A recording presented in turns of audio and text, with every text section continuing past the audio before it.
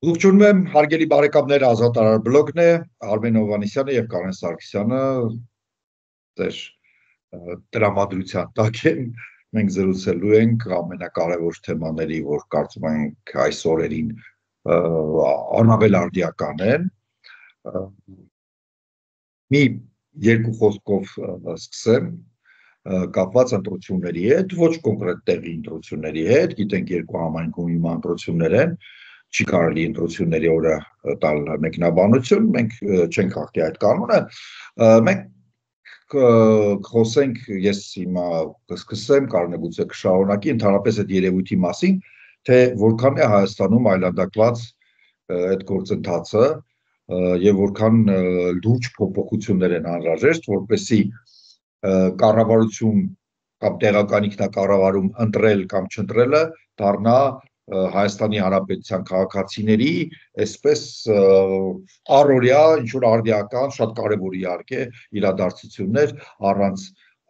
կեղտ, հայյանք, իրար տպել, չգիտեմ, քրեական գործեր հարուցել եւ այլն եւ այլն։ Դրա համար որոշակի ճանապարհ է պետք անցնել եւ այդ ճանապարհը Հայաստանը պետք է անցնի ձեր մասնակցությամբ եւ ձեր կամքով։ Դուք եք, որ պետք է եւ ձեր անձնական մասնակցությամբ, բայց եւ պատվեր տակ, որ մենք այսպիսի ընտրություններ չենք ուզում, մենք նորմալ ընտրություններ ենք ուզում։ Նախ ամենակարևորը շատ տհաճը, այսինքն միշտ եմ դրա մասին ասել, երբ որ ասում էին, տեսեք ԿՊԸ-ի ժողովրդավար է եւ այլն, ասեմ, երբ որ քեզ բերում են հարցումներ, երբ որ քեզ բերում են հարցումներ,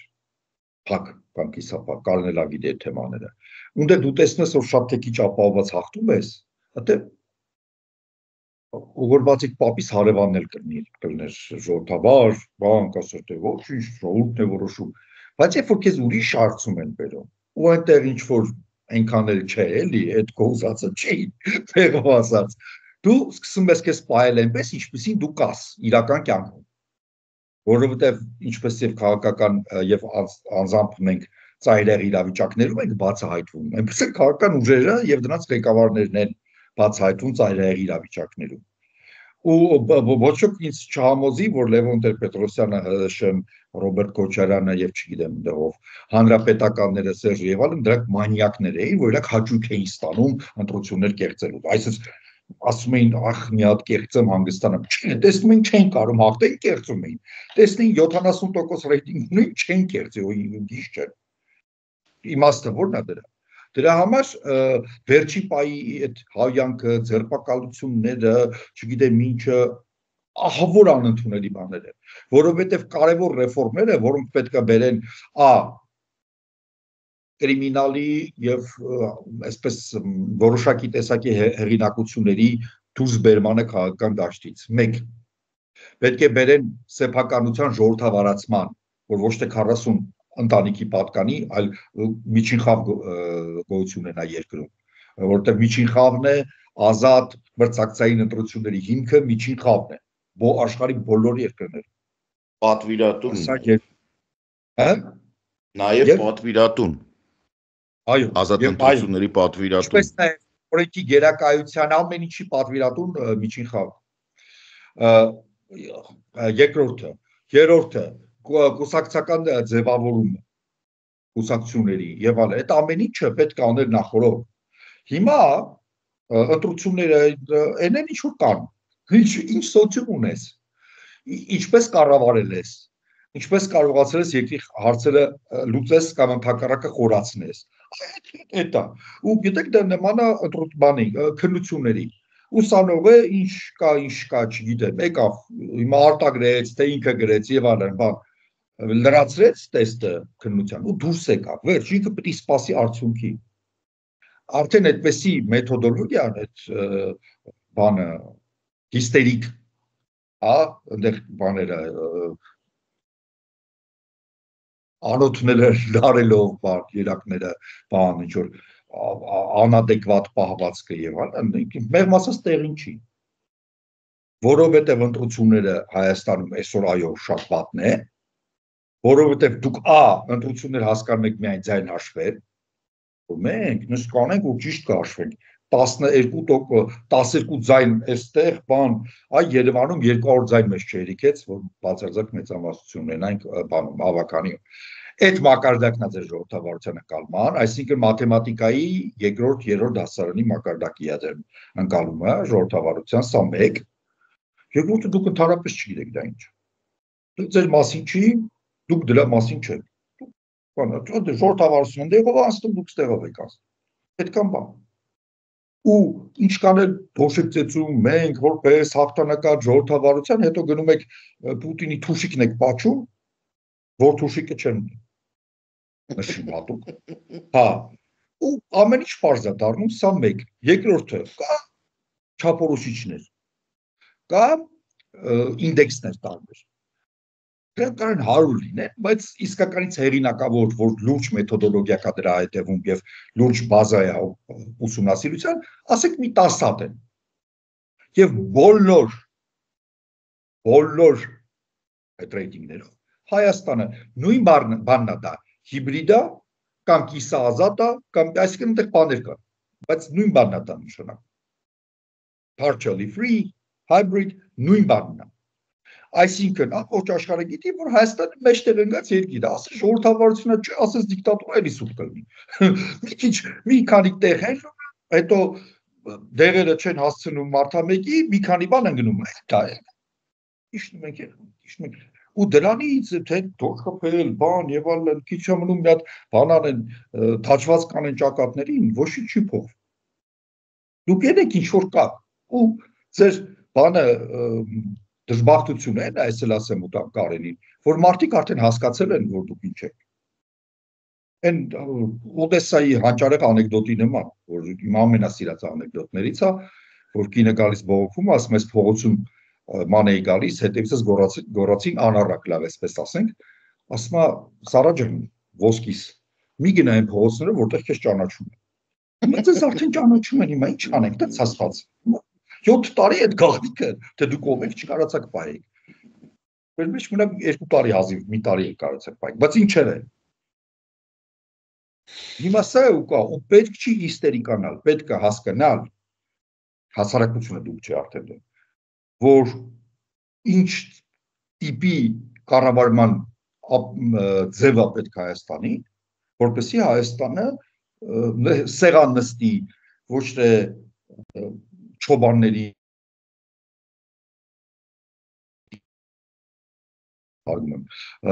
լավագույն դեպքում, մարդակերների հետ հատագույն դեպքում, քաղաքակիրթ աշխարհի այդ ընտանիքի սեղանին նստի։ Ինչ է պետք դրա համար։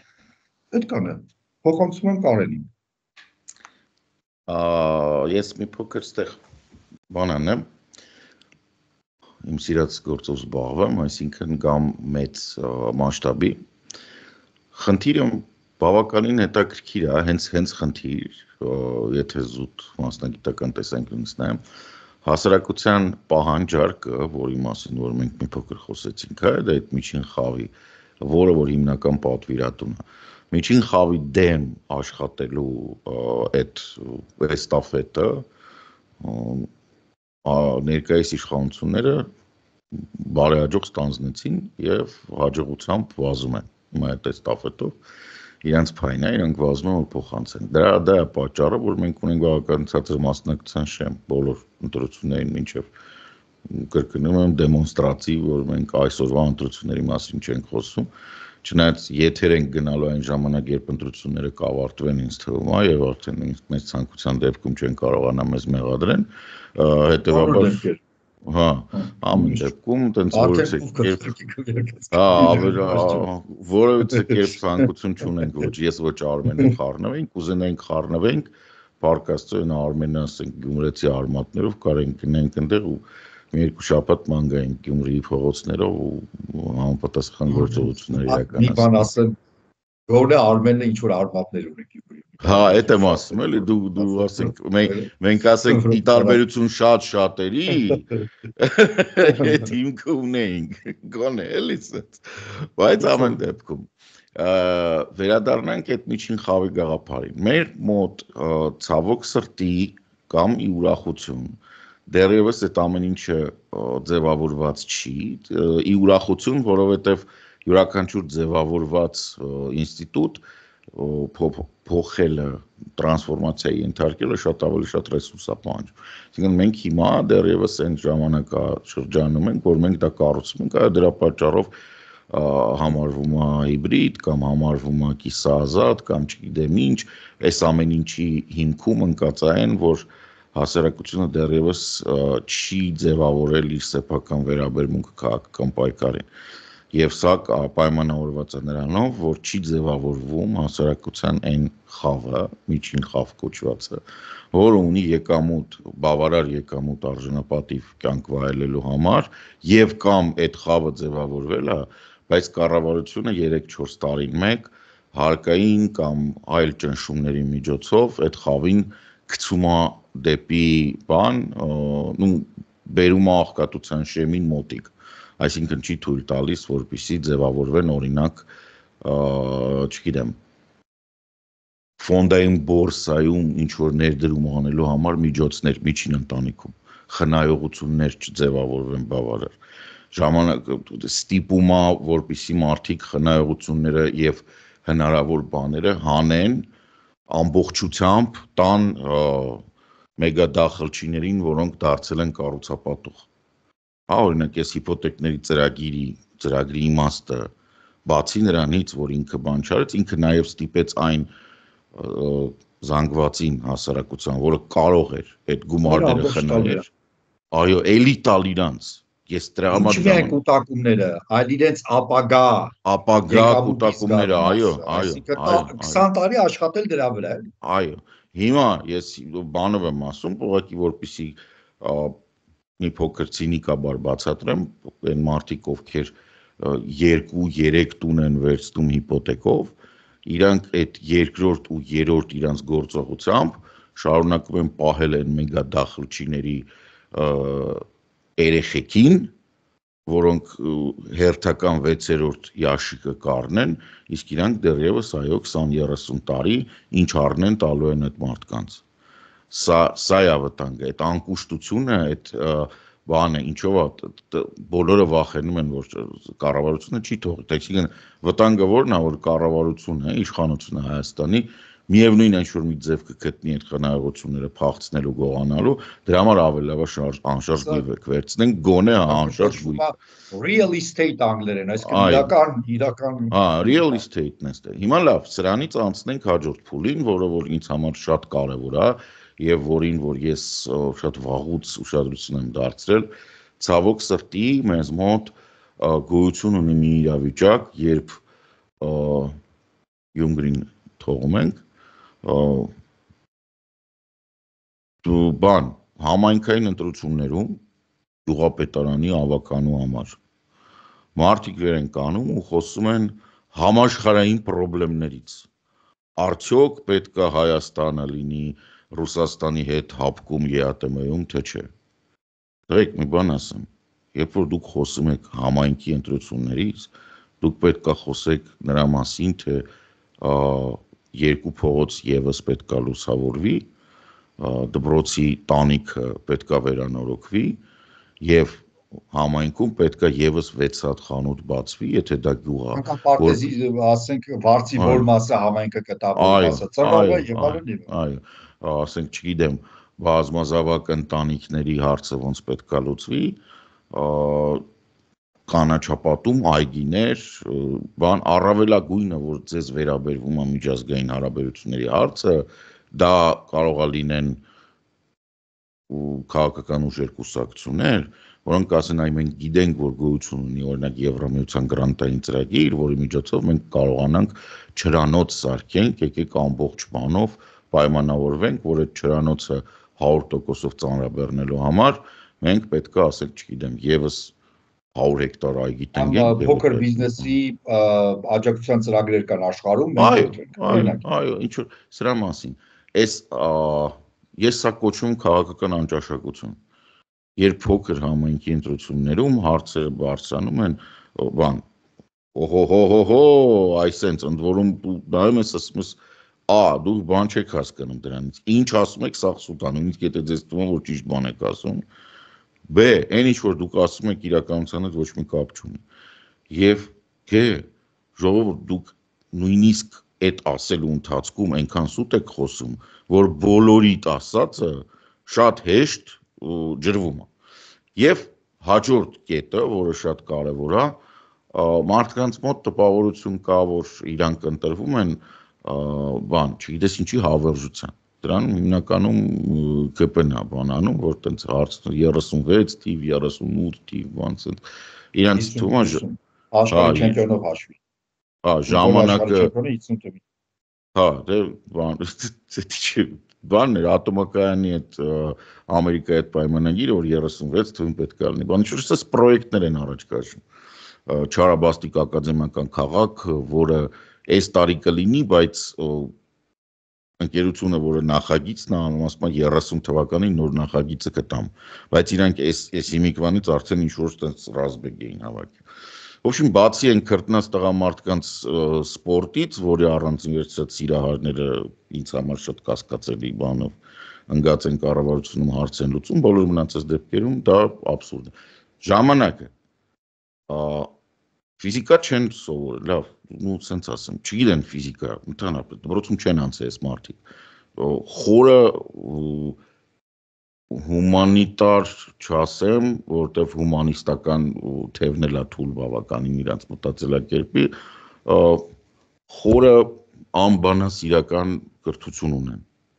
Այսինքն ոչ են գիտեն, արանքում այտենց ինչ-որ բան է։ Ժամանակը անսահման է իհարկե, որպես ֆիզիկական միավոր, բայց իրենց պարագայում ժամանակը դիսկրետ է։ Եվ այն ինչ-որ դու ասում ես, որ պետք է անես, ինքը պետք է ավարտվի 4 տարուց հետո։ 4 տարուց հետո քեզ համար Արմագեդոն է։ Դու այդ 4 տարվա մեջ պետք է պատրաստվես Արմագեդոնին։ Բայց ցավը նրանում չի, որ կուսակցությունը, որը կամ քաղաքական ուժը, որը գալիս է ու սկսում է անպատասխանատու հայտարարություններ անել, որոնք իրականության հետ կապված չեն։ Ցավը նրանում է, որ մարդիկ, ովքեր գնում են ընտրությունների, պատրաստվում են ձայն տալ եւ մեկ-մեկ նույնիսկ ձայն են տալի սրտանց առանց կեղծվելու։ Այն կուսակցությունների, որոնց ասածը եւ ժամանակատարածքային կոնտինյուումը, այսինքն այն, որ մենք հիմա ապրում ենք, իրար հետ որից աղերս չունի։ Այսինքն մարդը գնում է, ձայն է տալիս իր ամենօրյա կառավարման համար, ընտրելով մի քաղաքական ուժ, կուսակցություն կամ ասում բան, նրա պատճառով որ չգիտեմ, ինչ որ մի գաղափար, որը ժամանակի մեջ շատ երկար ձգված է, հա, որը դու գիտակից մարդը հասկանում որ չի լինի սա 4 տարի։ Որտեղ չհնարավոր չի դա։ Ասենք դու ինչ ես հիմա ձայն տալի, հենց հիմա այս բանի համար, հա։ Սրա հետ մեկտեղ ես կկցեի նաև բաներ, որոնք որ վերաբերվում են ոչ միայն ժամանակի դիսկրետ կամ անվերջ լինելու, այլ նաև ռեսուրսների։ Օրինակ, եթե գյուղապետի կամ բանի խոշորացված համայնքի ընտրության համար, գյուղապետի պաշտոնի համար հավակնող մարդը գալիս ասում է, որ ինքը մետրոյի գիծ կբերի այդ գյուղ, բոլորս հասկանում ենք, որ դա հիմարություն է, որտեղ օրինակ մետրոյի գիծը նույնիսկ Երևան քաղաքի քաղաքապետը չի կարա բերի, էլի, մետրոյի գիծ բերելու համար մեկ կետը դու պետք է պայմանավորվես այն միջազգային կազմակերպության հետ, ով կարա այդ մետրոյի գիծը փորի, ուղղակի փորի, այսինքն դա գյուղապետի խելքի բան չի, նույնիսկ քաղաքապետի խելքի բան չի, մեծ հաշվով, որտեղ այնտեղ հենց որ նույնիսկ դու ընտրեցիր, նաև պետք է խառնվի ազգային անվտանգությունը, որը որոշի, որ եղբայր սա կարա այդ մետրոյի գիծը փորի, թե չէ, հետո պետք է սեյսմիկ կայունության հետ կապված հարցեր առաջանան, հետո քաղաքաշինության, հետո միջազգային պայմանագրերի, հետո միջազգային կոնվենցիաների, հետո այս ամեն ինչը, որ գալի գումարում ես, տենում ես, որ ախպեր, հա, դու կարաս ասես, որ մետրոյի գիծ կբերեմ, կգցեմ, բայց ասենք, ոնց որ քո ասելը կապ չունի։ Աստեղ այն բանի երկն ասում է, մեղավորը իհարկե ասում է, ընձուղտը չի, մեղավորը են թութակն է, որը ասում է, որ ընձուղտը մեծ է, ինքը ամեն ինչ գիտի, չէ, տղեկ, տենց չի։ Դուք երբ որ գնում եք ընտրելու, դուք պետք է միշտ նայեք այն ինչ որ սա ասում է, եւ իրականությունը, ոնց են իրար հետ ինչ աղերս ունեն։ Երևի թե այսքան էս թեման, սենց մաքսիմալ փորձեցինք ինձ թվում է մնանք կորեկտ։ Լյովին ասեցին ինչ որ կա, իմիջիալուց տեղական ինքնակառավարման դեմ ենք ունիտար պետություն ենք, ֆեդերատիվ չենք։ Եվ պետական, մեր մոտ կա երկու մակարդակ, տեղական ինքնակառավարում եւ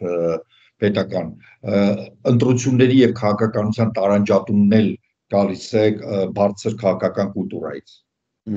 Հա, որովհետեւ դա մի խնդիր է, մեկը մյուս խնդիր է։ Լավ, ընտրությունների այստեղ պարզ է, որ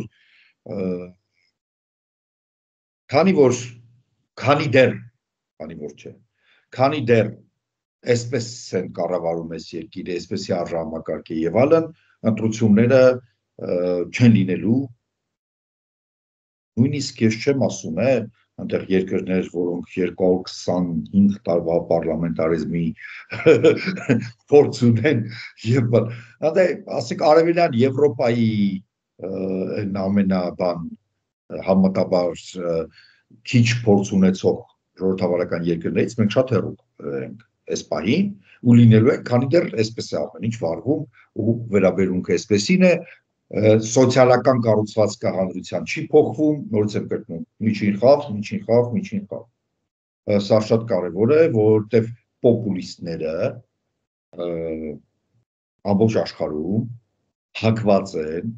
քանի որ միջին խավը հակված չի իրենց ուժան լսելու մեծ մասը, դեպի օլիգարխիա եւ դեպի ցածր խավ։ Իրենք հենվում են այդ երկուսի վրա, ըստ որում միաժամանակ, օրինակ, եթե նայենք Ամերիկայից են օրինակ բերում, բայց կարող էի ցանկացած այլ երկրից Հայաստանից բերել օրինակ, այն մագա ակտիվիստները, թե ինչ սոցիալական խավից են, թե ինչ են բան իրանց ճռում են, ասա, այ տղա ջան, քեզ ինչ բանը մասկը կվճարի հարկեր, թե չի վճարի, կոնկրետ դու դրանից ինչ ունես, բայց իրանց կարելի է հեշտ համոզել, որ ունեն, իսկ միջին խավը ինքը հարկատու է, ինքը իր հարկերից է մտածում, ինքը մասկի կամ բանի դարդերով չի տապակվում, ինքը որ հարկատու է, ինքը մտածում է լավ, իսկ ինձ դա ինչ կտա։ Ինձ այդ մարդիկ ուրիշի դարդով տապակվողներ են, դրա համար իրենց հեշտ է համոզել, էլ չեմ ասում կաշառել, որ իրանք օլիգարխիայի ցրասած շահերի լանա դառնան, սպասարկուները դառնան։ Եվ նույնը պահանջեն իշխանությունից։ Այդ մասը ավարտենք, տեսնենք ինչ կլինի, արդյունքները վաղը հայտնի կլինեն, ես որոշակի իհարկե ունեմ պատկերացումներ, բայց մտադիր չեմ։ Ես էլ ունեմ, բայց չենք խոսում, հա, մտադիր չեմ։ Լավ, ինչով է, որ հետո, չնայած մենք իմ ընկերներիս հետ մի այսպեսի խաղ ենք խաղում, բոլոր համապետական ընտրությունների կամ Երևանի ընտրությունների առաջ, դիտիվը ամեն մեկս արդյունքները գրում ենք, պահում ենք, հետո հաջորդ օրը, երբ որ վերջնականապես հայտարարում են, տեսնում ենք ումն է ավելի մոտ, ով է ավելի բան, որտեղ կա ավելի անոմալ արդյունք եւ այլն, հետաքրքիր խաղ է, բայց հիմա մենք դրանով չենք։ Մենք կարանք հիմա եթերից հետո գրենք մարդը դրանք ինչա դրանք մի կողմ վաղը իրիկունը կբացվի, էլի, մխի չէ որ համեկոչ ենք անում, իդեպ ասեմ, եթե եթերը բանով գնա, հետաքրքիր կլինի, թող կոմենտներում գրեն։ Вообще հետաքրքիր կլինի, տեսնենք ինչա։ Թող կոմենտներում գրեն կանխատեսումները, մանավանդ Գյումրիից գիտեմ, որ մեզ շատ են նայում, ժողովուրդ տեղում եք, գրեք, տեսեք ինչա ստացվում։ Շատ կարևոր բաներ է կատարում նաև միջազգային ասպարեզում։ Ադրբեջանի ագրեսիայի բանի մասին մենք առանձին խոսենք առանձին հաղորդումներում, դա անդադ խոսելու է, որովհետև ես մի վատ բան տեղեկություն ունեմ մեր ունկնդիրների համար, ադրբեջանական ագրեսիան եւ այդ ագրեսիվ պահվածքը տևելու է տասնամյակներ մեծ հավանականությամբ, այնպես որ այնքան խոսենք, այնպես չի որ այսօր է կամ վաղն է, դա իրենց պետության արդեն դառնում է modus operandi,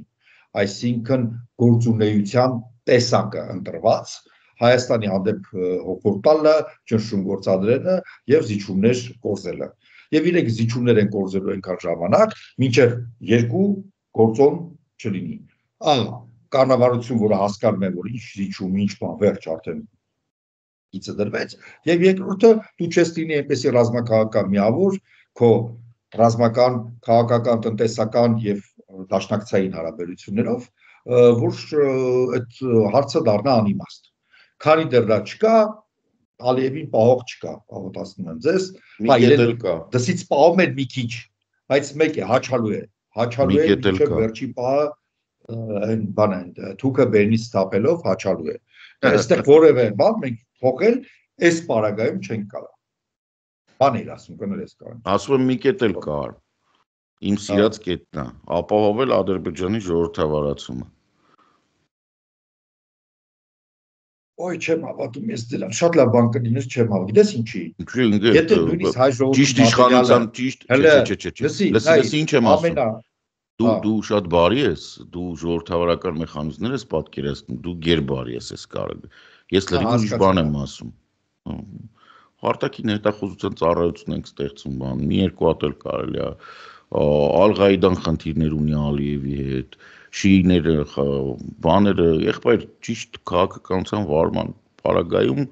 ինքը շատ արագ կդառնա Սիրիա։ Ես դու պետք է անես միավոր եւ պետք է նորմալ ադեկվատ։ Ես նույնիսկ գիտեմ այդ երկու պայմանների բանը գիտեմ, դաժե գիտեմ ով կարա։ Այդ Ռոզի Տուզն ու Կարոլն են, էլի դրանց դեմ խաղ չկա, ասենք մեկը դա պետք է լինի։ Ուրեմն դրա մասին հիմա չենք խոսի, առանձին ելույթներում մենք խոսում ենք առանձին թողարկումներ, կանք խոսենք։ Շատ հետաքրքիր բաներ է կատարվում Միացյալ Նահանգներում կապված այդ սկանդալի հետ, որ սիգնալի չաթում Հեքսեթը պաշտպանության նախարար, որը հիշեցնեմ նույնիսկ հանրապետականների ձայները չստացավ, 50-50-ի էր բաժանվել եւ ըստ ԱՄՆ սահմանադրության J.D. Vance-ի ձայնով ընդունվեց միակը, որ այդպես է, ընտրվեց նշանակվեց որպես նախարար պաշտպանության, ուրեմն իր լրագրող տղա է, սովոր է, չաթ է բացել սիգնալում ու քննարկել են հութիների վրա, ինչած հութիների մասին էլ էսա մի երկու բառով կասեմ, թե դա ինչ է։ Ու հութիների հարձակման դետալներ, այդ թվում նաև ազգային անվտանգության համար կարևոր դետալներ եւ պատահաբար մտցրել են հետեղ հայտնի խմբագրի Գոլդբերգին, Ջեֆրի Գոլդբերգը, որը արդեն տարիքով եւ այլն բոլոր հնարավոր բաները ստացած, մրցանակները ստացած լրագրության ոլորտում բանուց շատ լրագրող է, այդ Atlantic Review-ը, եթե չեմ սխալվում, դրա խմբագիրն է եւ բանը իրեն միացրել են խմբին, ինքն էլ սպասել է, որ օպերացիան վերջանա, որպեսզի հայրենիքի դավաճանություն բան չլինի, որպեսզի իր վրա չգցեն հանկարծ մի անախորժություն բան եթե լինի, անհաջողություն, օպերացիայից հետո կամաց սկրինշոտերը դնում է հանրության այսպես բանին։ Չէ, այնտեղ մի փոքր ուրիշ է, որ ճիշտ լինի։ Սկզբից դրեց, ասեց ժողովուրդ, sense բան եմ տեսել, քո նշած պատահաբար սպիտակ տանը հայտնված մարդիկ հերթով սկսեցին ասել, որ ոչ մի գաղտնի բան չի խոսացվել, ոչ մի ամիշ նորմալ է, այտենց է պետք լիներ, այտենց է նախատեսված էր, ընդհանրապես գաղտնի բան չի խոսացվել։ Նույնիսկ կոնգրեսի հանձնաժողովին ասցին, որ ոչ մի գաղտնի բան, այն էլ դե մարդը ասում են սուտ ես խոսում, ասես դե եկեք ստե, հեսա հրապարակում դուք որոշեք հիմա, գաղտնի ա եղել թե չէ։ Ոչ մեկ չէր սպասում, բացի CIA-ից, Ռադկլիֆը հասկացել է ինչով է դա բան, ասել է խնդրում եմ, իմ մարդկանց ովքեր մասնակցել են, անունները ջնջի, չտաս անունները, որտեվ Ռադկլիֆը որպես CIA, որպես արտաքին հետախուզություն հասկանում, որ այդ անունները հետախուզական վարչությունն է։ Մենակ ինքն է հասկացել, որ կամ իր կողքի կանգնած մարդիկ են ասել, թե հոպարին ասա თუ չհրապարակի մեր անունները, մենակ այդ մարդկանց հետ կապված տվյալներն է հանած։ Մնացած սաղին փուրն է տվել։ Լսումների ժամանակ իրենք որ ասում են ոչ մի classified, այսինքն գաղտնիացված բաներ չկա, տվյալներ, շատ ինձ դուր եկավ սենատորներից մեկը դեմոկրատ, ասեց օքեյ, նորմալ է, հանում ենք։ Ստեք որևէ խնդիր չկա։ Ես հիմա ձեզ հարց եմ տալիս։ Շուտ հարց, հետաքրքիր։ ԱՄՆ-ն պատրաստվում է երրորդ երկրի դեմ ռազմական օպերացիա սկսի։ Ինչով X երկրի դեմ, այս պահին։ Դրա հետ կապված որևէ մանրամասն classified կլինի թե չէ։ տեսականորեն ասի հա չի կարա, ասի չէ չի կարա։ Ասում չէ, սրա մասի չի խոսքը, ընդհանրապես ենք խոսում։ Ամերիկան հարձակվում X երկրի վրա։ Կանադայի օրինակ։ Կանադայի վրա հարձակվում։ Ասեք, այդքան բան, ուրիշ ոչ մի բան է։ Ուրեմն հիմա հութիների մասին։ Եմենի ընդհանրապես հետաքրքիր բան։ Ամբողջ երկրորդ կեսը 20-րդ դարի անցել է արաբական նաև գլխավոր կարևոր երևույթներից մեկը դա համաարաբական ազգայնականությունն էր։ Որպես կանոն շատ թե քիչ աշխարհիկ ցախ անկախոսները կոնե ազգայնականությունը, որ ահռելի ուժ էր, թե 180 միլիոն մարդ են հիմա բանը արաբները, այդ կան երկրներ եռում էին, դրանք արս էին իշխանության, պահում էին եւ այլն, բայց ոչ մի երկրների միացում դա արաբական նացիոնալիզմի ամենակարևոր բանն է, պարտությունն է։ Մենք պատկերացրենք, որ կա Ադրբեջանում եւ Թուրքիայում, Աստվածերոպայի գալիս են թուրք նացիոնալիստներ, հենց թուրք նացիոնալիստներ, գործ գայլեր, եւ Թուրքիայում եւ Ադրբեջանում։ Եվ 50 տարի չեն կարողանում այդ երկու երկրները միացնել իրաց։ Դա շնորհակալորեն ապրեցին եւ իրաց կարգախոսներն էին սուտ եւ ոչ թե սուտ էին, այլ փաստորեն դե խնդիրներ կա, որ այո, իմ համար արաբաները ազգ չեն, դա արաբական աշխարհ է, դա ազգերի միությունը։ Եվ եգիպտացի է բոլոր դեպքերում, հա, լիբիացուց շատ տարբերվում է, լիբիացու նկարը դրեք, նայեք, նույնիսկ ռասայական տիպով է տարբերվում, սիրիացին լրիվ ուրիշ պատմություն է, սա նա ուրիշ պատմություն է, եւ չստացվեց, մի փորձ արեցին Եգիպտոսը Սիրիան միացին 2 տարի տևեց թե ինչքան կռվող, ու քիչ էր պատերազմ էին իրար հետ անջատվեցին, բայց մի հաջողություն կա, երբ հյուսիսային հարավային Եմենների միացումն է, որը ֆորմալ ինչ-որ մի ժամանակ դարձավ միասնական Եմեն։ Ինչու, ոչ թե որ իրենք արաբ են այստեղ այնտեղ, այլ որովհետև եմենցի են, իրենք իրենց ընկալում են եմենցի, իրենք ընկալում էին իրենց հայրենիքի Եմենի միավորում։ Եվ Եմենի մի մասում ապրում են զեյդիներ, մեծամասնությունները զեյդիներն են։ Զեյդիները դրանք շիական ուղղություն են, իրենք շիա են, ունիկալ, աշխարհում շատ քիչ են իրենք, փաստորեն ամենամեծ կոնցենտրացիան աշխարհում է զեյդիները, այդ Եմենում է, այդ մասում է։ Իրենք բան են, ծայրահեղական չեն, գուլատ չեն, ինչպես ասենք դրուզները, ալավիտները, բան, որ այնքան են, արդեն աստվածաբանները կասկածի տակ են դնում, որ իրենք ընդհանրապես մահմեդական են, թե ոչ, չեմ ասում շիա, հա, չէ, իրենք նույնիսկ ավելի չափավոր են, քան 12-ականները, այսինքն պարսիկները, ադրբեջանցիները եւ այլն։ Իրենց կենցաղի եւ հավատամքի մեջ տարբերությունները սունիզմից շատ քիչ են։ Ամենամոտն է սունիզմին։ Բայց իրենք գիտեն, որ իրենք շիա են եւ այլն բոլոր դեպքերում։ Եվ այդ զեյդիները փաստորեն երկրի մի զգալի մասում ճոճոք մեծամասնություն։ Եվ իրենք այդ հուտու շարժումը այդ իրենք են։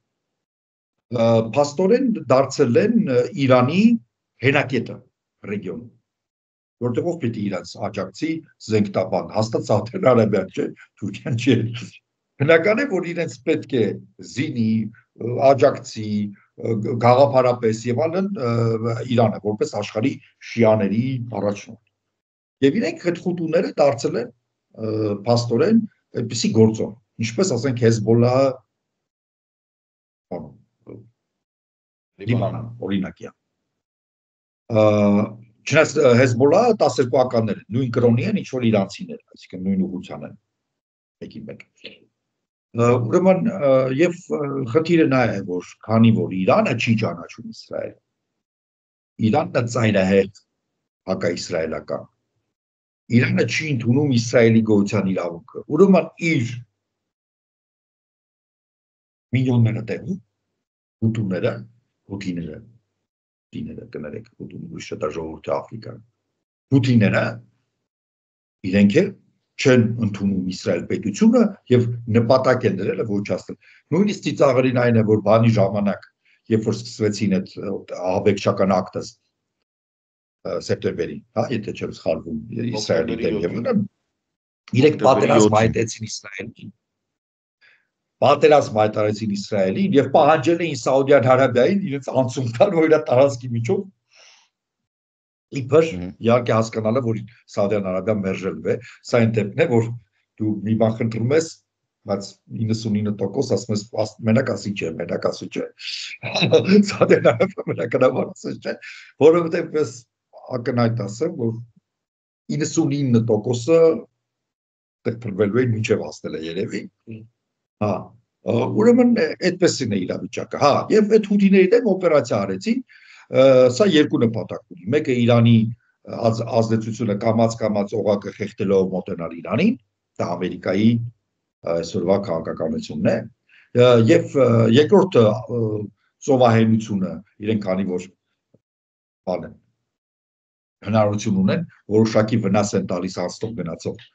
նավարկությանը, հատկապես եթե դա իսրայելական է, ամերիկյան է եւ այլն,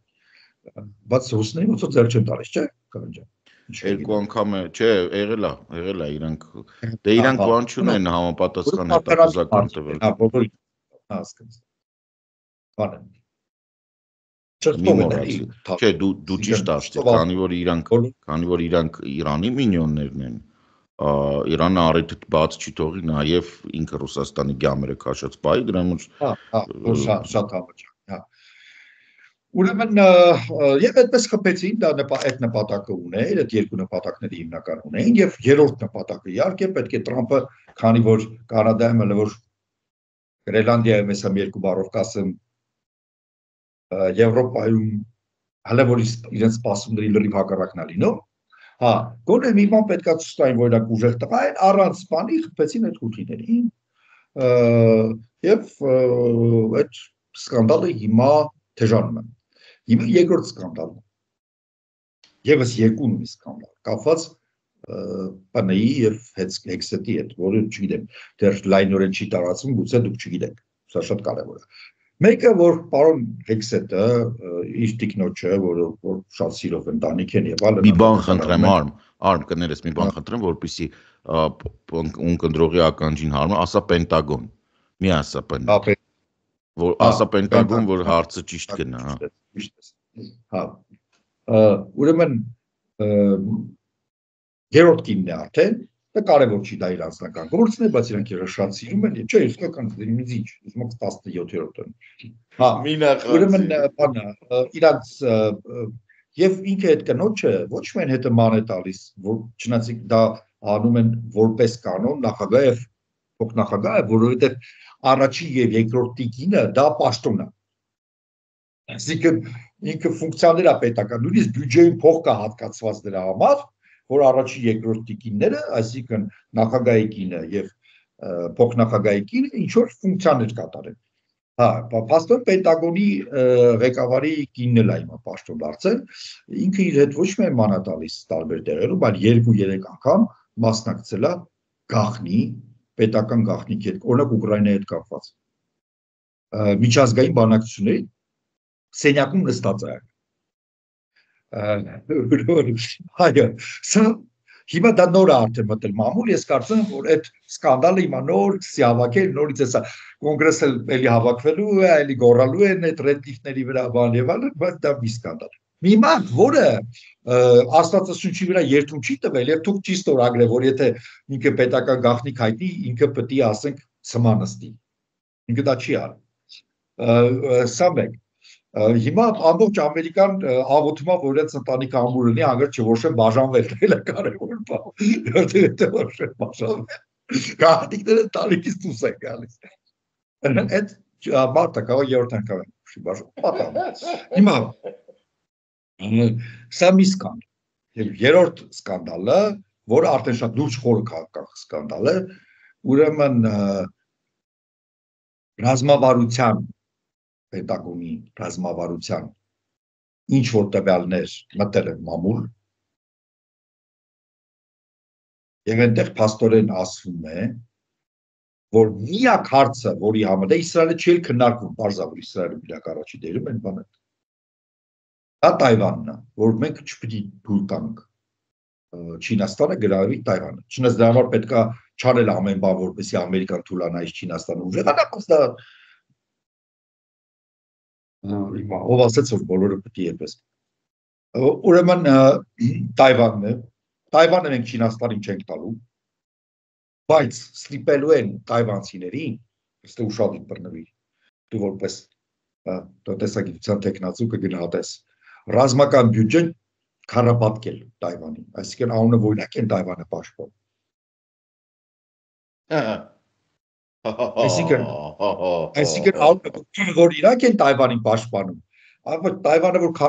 մի կղզի է, եթե քառապատկի իր բյուջեն, աչքի սիգնալ իրան կարա պաշտպանի, որտեղ այդ մի կղզին է, միանգամից 2 միլիոն մարդ չի կարա հարձակվի այդ կղզու վրա, էլի ասենք, ինչ որ սահմանափակ թվով բանա չէ։ Հա, ուրեմն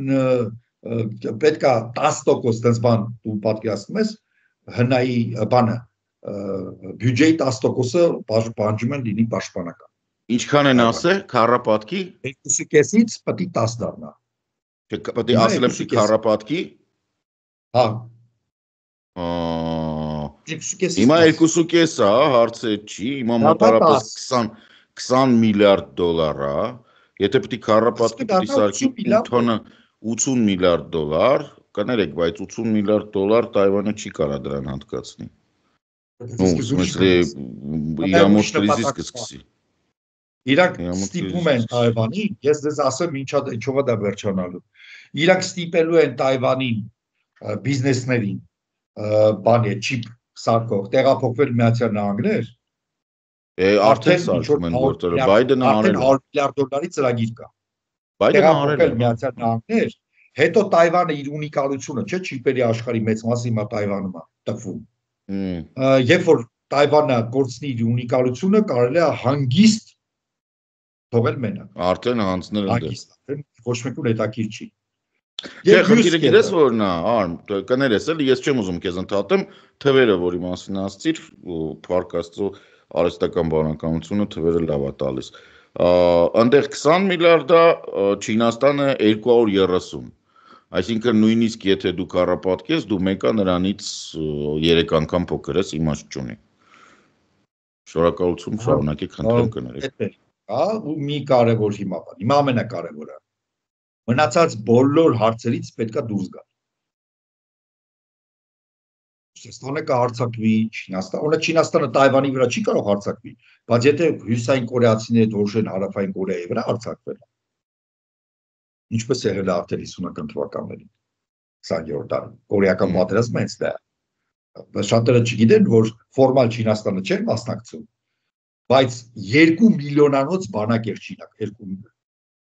թիվը պատկերացրեք, 2 միլիոնանոց չինական բանակ կամավորների արվատակ, կամավորներ, ինչի ՄԱԿ-ը համաձայնություն տվեց եւ այդտեղ միջազգային զորքերն էին օգնում հարավային կորեացիներին, որովհետեւ ակնհայտ էր, որ Չինաստանը օկուպացնում է Կորեան, այսինքն այդտեղ պարտադիր պետք է Կորեան պաշտպանվել որպես երկիր։ Եվ եթե ըստ այդ տրամաբանության Չինաստանը եւ Հյուսիսային Կորեան, ասենք, ես չեմ ասում, այդպիսի բան անհնար է, հարձակվեն Կորեայի վրա, ուրեմն Ամերիկան չի միջամտել։ Որտեղ Տայվան չի։ Չինաստանը փաստորեն միայն Տայվանի վրա հարձակվելու իրավունք ունի։ Ուրիշ Չինաստանը, օրինակ Ավստրալիայի վրա կարող հարձակվի։ Ռուսաստանը կարող է հարձակվի Լեհաստանի վրա, Էստոնիայի վրա, որևէ խնդիր իրենք չունեն։ Սա մյուս սկանդալն է, որը շատ դուրս սկանդալ է, դա ցույց է տալիս, որ իրենք իբր ուզում են կոնցենտրացվեն միայն Չինաստանի դեմ պայքարում Թրամփի ադմինիստրացիան, բայց իրականում իրենք այդ արդեն տանուլ են տալիս այդ պատերազմը, որովհետև այդպիսի Ամերիկան, այդպիսի Չինաստանին հաղթել չի կարող։ Այ այսօր կարող է, այս Ամերիկան որ կա, այն Ամերիկան, որը Թրամփիստները եւ իր այդ տարբեր խմբավորումները, որ իրեն միավորել են, Չինաստանին հաղթել չի կարող։ Որտեղ դառնում է ռեգիոնալ պետություն Միացյալ Նահանգները, մի ռեգիոնալ պետությունը Չինաստանն է, որը ունի 3-4 անգամ ավելի շատ բնակչություն եւ այլն եւ ավելի տարածք, հնարավորություններ եւ այդպես որ այս է իրավիճակը, ցավոք տխուր է, բայց սա Թրամփիզմի նոր եւ նոր այսպես ասենք մանրամասներ հասանելի են դառնում մամուլի։ Արդեն ասացի, որ Եվրոպայում, Կանադայում իրենց տեսակ փոխանցեմ Կարենին հաջողությունները մեղմ ասած գրեթե զրոյական են, որ Տրամպը զանգել եւ Կարնի հետ է խոսել եւ կարծես թե այնպես է խոսել, կարծես թե Կարնին արդեն հաղթել է ապրիլի վերջի ընտրություններում, չնայած դեռ ընտրությունները պետք է լինեն, կարող չի հաղթում, բայց փաստորեն խոսել է այնպես, կարծես Կարնին է արդեն հիմնական վարչապետը մոտակա ժամանակներս եւ Կարնին երբ որ ասել են ձեզ ինչ ասեց թե բան ինչ Տրամպը ասել է որ ինքը Տրամպի ենթական չի այսինքն Կարնին վեցրել է ծայրահեղ նացիոնալիստական հայրենասիրական այդ գիծն է տանում մինչև այսպես վերջ եւ դրա վրա են հույս դրեք լիբերալները որտեղ ժողովրդի միակին մասը իրենց էմիգրացիոն եւ տնտեսական քաղաքականությունը դժգոհ է իրենք արդեն դա դարձել է կապիտալ կանադական նացիոնալիզմը դարձել է կապիտալ եւ լիբերալները այն շահագործում են պապանովականների մոտ դա լավ չի ստացվում պապանովականները փաստորեն հին բաներից են խոսում որ հայտնի է որ Carbon tax, հարկային քաղաքացիություններ սխալ, էմիգրանտները եկել լցվել են, հանցավորությունն է, նույն թեմաներն են։ Իսկ լիբերալները վերցրել են հայրենասիրական ազգայնական գիծը ու ես չեմ բացառում, որ նույնիսկ ունենան հաջողություն ընտրություններում, լուրջ հաջողություն, չգիտեմ։ Երևա ապրիլի վերջում։ Բայց ինչևէ Կանադան այդպես, Եվրոպայում մերձը հիմա այս մասը կարեն է ավարտի, մերձը դառնում են ֆեդերալ կասեր, ինչոց նախագահ ոնց որ արդեն եկել է, չէ՞ Գերմանիա այսօր ստեղը։ Երեք ամենայն դեպս դրոշքերն են կախում Գերմանիա։ Հա, դե այսօր գալու է պետական այցը։ Ինքը գնալու է նաև Բաքու, բայց մի անգամից ասեմ, որ ծրագիրը, թե այդպեսի այցելությունների ծրագիրը նախապես հրապարակվում է, բնականաբար։ Շուտ է հրապարակի, հա։ Հայաստանում ծրագիրը շատ ընդլայնված է եւ նույնիսկ Երևանից դուրս, Իջևան եւ այլ տարբեր տեղեր հանրության հետ հանդիպումներ, իսկ փաստորեն Բաքվում կարճատև Ալիևի հետ զրույց բնականաբար նախագահը եկել է երկիր եւ կանանց կազմակերպությունների հետ, այսինքն քաղաքացիական հասարակության հետ հանդիպում, բնականաբար գոնգորներ են մասնք դա ինչա։ Ուրեմն անգլերեն հասարակական կազմակերպություններին, այսինքն ոչ պետական, ասում են NGO,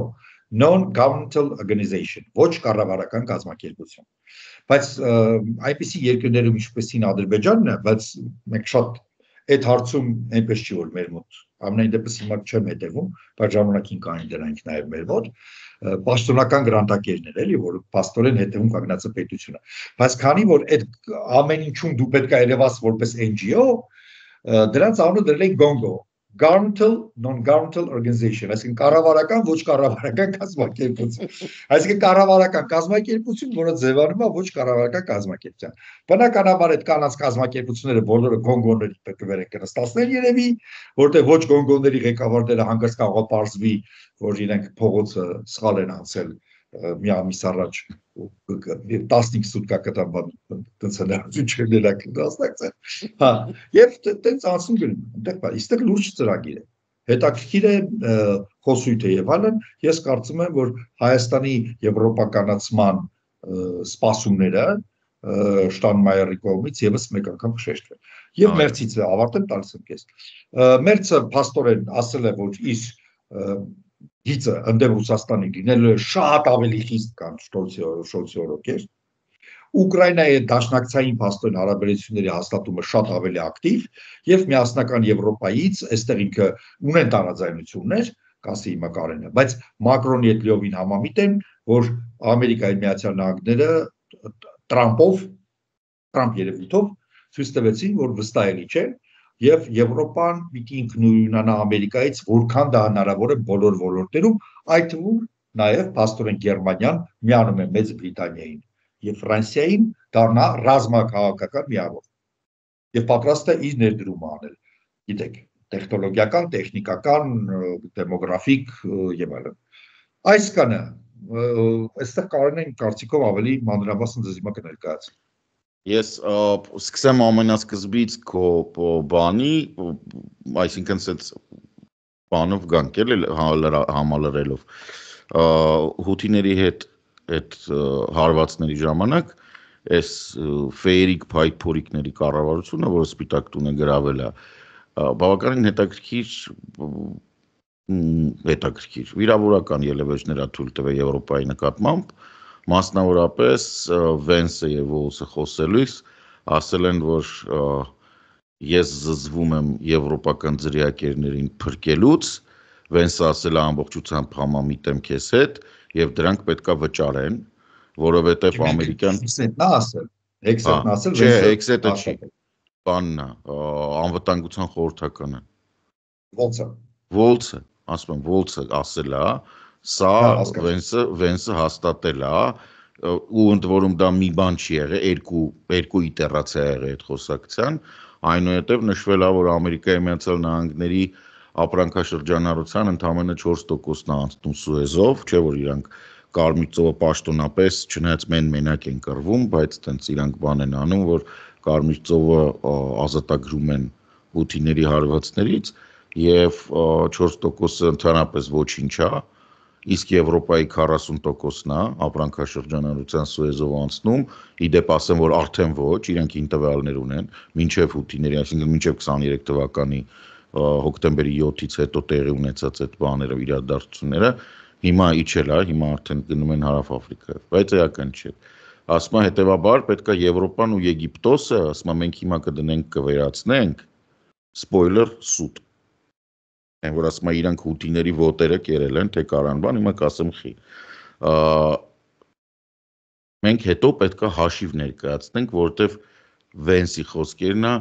ես հոգնել եմ եվրոպացիներին ամեն անգամ փրկելուց, երևի թե նկատի համաձայնեցնելու Կարեն այդ հետաքրքիր։ Այդ նույնն է, որ հիմա դուրը խփեն մեր, ինչ որ մի հատ երեխա կանգնած լինի, ասի ես ձեր մեքենան լվացել եմ, ձեզից 5000 դրամ։ Ոչ մեր այդ բանը արվելն է, մենք ասել ենք գնալ։ Ասեմ ավելին, չեն զգուշացրել եվրոպացիներին, ինչի մասին իդեպ այդ չաթում խոսում են այդ հրապարակված, որ բաներից ինչ-որ մեկը ասում է, իսկ միգուցե մենք բան, ասում է նախագահան, այսինքն գլխավոր ծաղրածուն,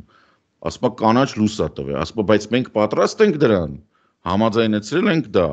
իսկ ինչա ռիսկերը որոնք են, ասում է դա ինքը կանաչ լույս է տվել, եկեք խփենք հետո կերևա։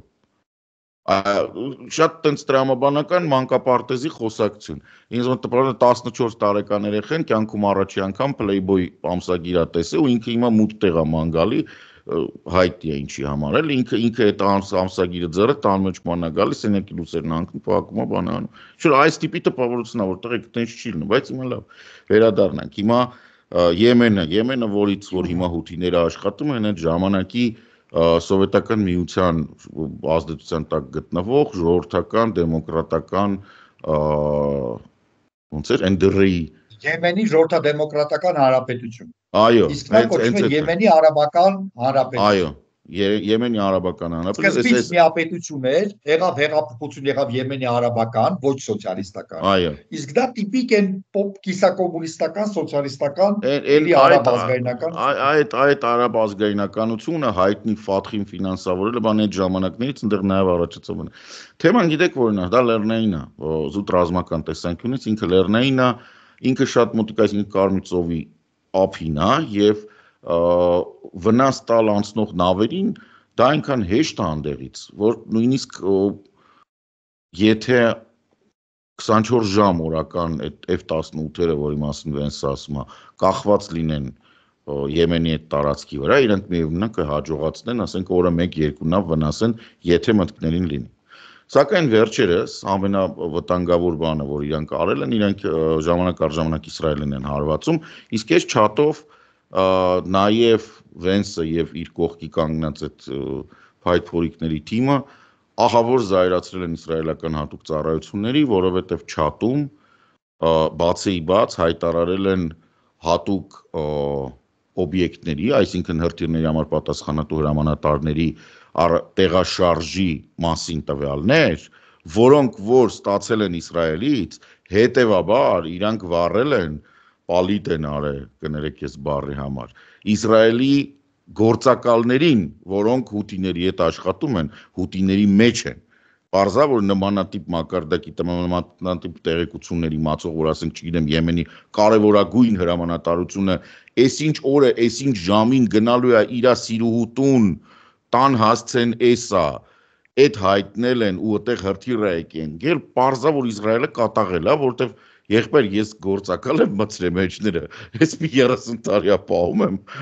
դուք ասեք նստած եք շուր հիմար բալում գրում եք, իմ ագենտին բալիտ է կարը, սա են իրա հերթ։ Հիմա եվրոպական բանը պարզա, գնահատականը հետևել, մեզ դա պետք չի, մենք դա չենք ուզում, ոբշում անում եք, լավ եք անում, ես թողենք։ Մի ևս կարևոր բան, ինչ վերաբերվում է Գերմանիայի և Եվրոպայի ընդհանուր, նաև Կանադայի գնահատականին ռազմաքաղաքական, Տրամպի մոտ առաջանում է ցանկություն, ինչ-որ մի կերպ, ինչ-որ մի բան անել, որովհետև բոլոր հնարավոր տեղերով ինքը պարտվում է։ Եվ հարցը դա մենակ Տայվանի չի։ Արի համեստ ասեք, գոնե հաջողության չի հասնում, ջաջախիչ պարտությունը չի կրել դեռ։ Ջախջախիչ պարտություն չի կրել, ուղղակի ջախջախիչ դեր արժևում է, դες պայն է հաջողություն։ Հա, չէ, բայց ասենք չգիտեմ ոնց կոչես, դա այդ անիմաստ բաները 24 ժամ խաղաղություն պայմանագիր կկնքեմ Ռուսաստանի հետ բան, ամենակարևոր հարվածը, որ ինքը ստացել է, երևի թե ցավոտ։ Դա այնա, որ Պուտինը իրան գցեց հերթական անգամ, ինչը նորմալ է, որ սա առաջին անգամ չի, ինքը երկրորդ անգամ է նախագահ, իր առաջին նախագահության ժամանակ եւս Պուտինը իրան մի քանի անգամ գցել է, հիմա եւս մեկ անգամ գցել է, հիմա ինքը ինչ որ մի կերպ պետք է տակից դուրս գա, ինքը չի կարա տակից դուրս գա դրա, որովհետեւ իր մոտ վերնախավում այդ հասկանալը կա։ Ինչն է պատճառը հետևյալն է, որ Պուտինը պատրաստվում է ձգել այս բանակցությունները այնքան, մինչև ինքը հասնի իր ուզած նպատակին, ինքը նոր պայմաններ դնի, ինքը Ալիևի փորձի վրա հասկացա, որ չպետք է հաստատես տեքստը, որովհետև հենց որ տեքստը հաստատեցիր, դու ընկնում ես թակարդի մեջ ու ամբողջ աշխարհը ասում է, հաստատեցիր, դե ստորագրի, ով որ չստորագրեց, շանտաղայա ու վերջ։ Ու դու հիմա արդեն տարբերակ չունես, բանի։ Ինքը հիմա ձգում է, ինքը հասնում է հատուկ հավելյալ պայմաններ, դնում է ամեն վայրկյան։ Այսինքն ինքը ինչ-որ բաներ է ասում, որը անհնար է որ լինի։ Տրամպի հակադարձ գործողությունը պարզ է, չէ՞ որ նա, քանի որ ինքը թույլ մարդ է բանով, ինքը գնացել է Ուկրաինային անց պայմաններ դրել, որ Ուկրաինան ասի չէ։ Եվ ինքը ասի, տեսար վերջ, դե Ուկրաինան ասես չէ, դրա համար Ուկրաինան է մեղավոր, Վալոդիա դիրքեր իրանց։ Ուկրաինան, որ ասում են, իբու դուրակում, ասում են, լավ, ես որ տվել ես լավ, արի, մենք քեզ հիմա կպատասխանենք, կվերաձևակերպենք, այս թակարդից Տրամպը չի դուրս գալու։ Իր ադմինիստրացիայի ամենամեծ ցանկությունը է, ինչ որ դու նկարագրեցիր այդ սլիվը, հա, որ մենակ Իսրայել կա, որը իրականում հիմա բացում ենք ճակերտները, ահա որ դժգոհ է այս ադմինիստրացիայի գործողություններից, ահա որ դժգոհ է, որտեղ ասենք եւ որ երրորդ անգամ գործակալ են վառում իսրայելական եւ Տայվանը, որը այո իհարկե իրանք ինչ-որ տենց հաշվարկ ունեն, որ այդ միկրոչիպերի արտադրությունը, հա միկրոչիպերի արտադրությունը Բայդենը, նորից եմ ասում Բայդենը, արդեն Տայվանի հետ պայմանավորված բերում էր ստեղ, բայց իրականում այդ միկրոչիպերի արտադրության Թայվանը առաջինն է, որտեղ ինքը արտադրության գործարանն է, բայց տեխնոլոգիան հոլանդական է։ Եվ հենց հիմա Ամերիկան կանգնած է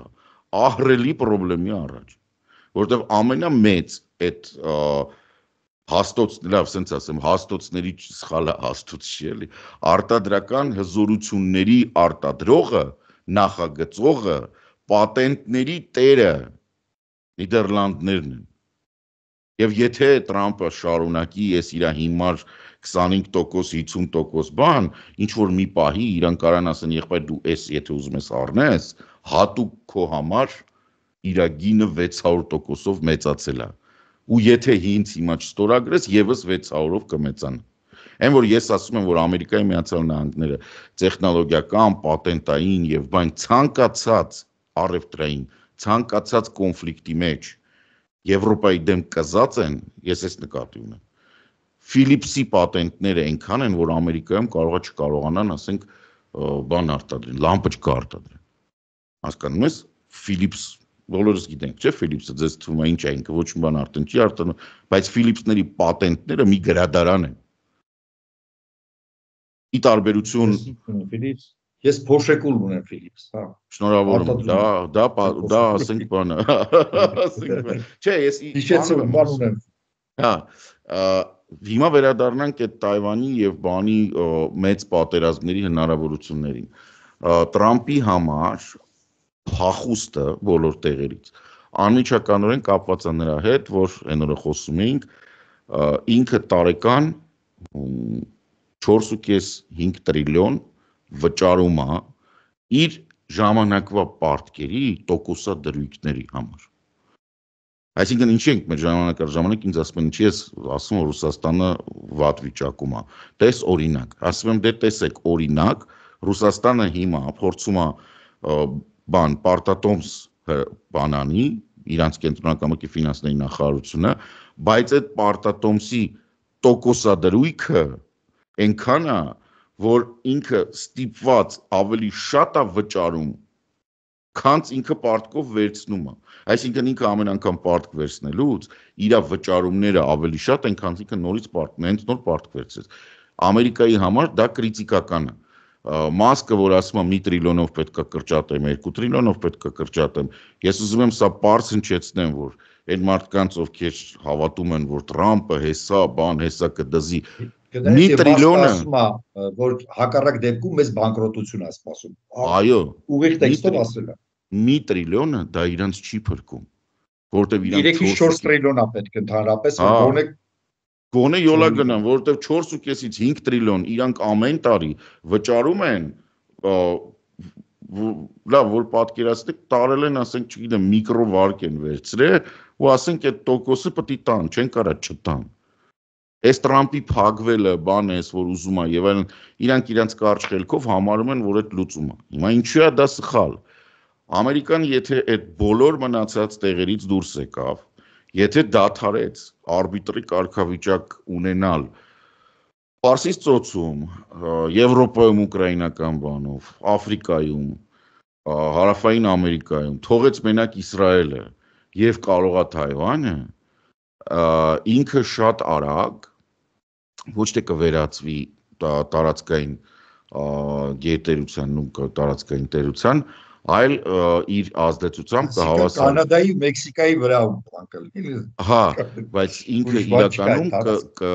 կհավասարվի ազդեցությամբ Մեքսիկային կամ Կանադային։ Ինչի է սա կարևոր ֆիքսել, որովհետև դու այն որ ասում եմ դու այն ես, ինչը դու ուտում ես, հա?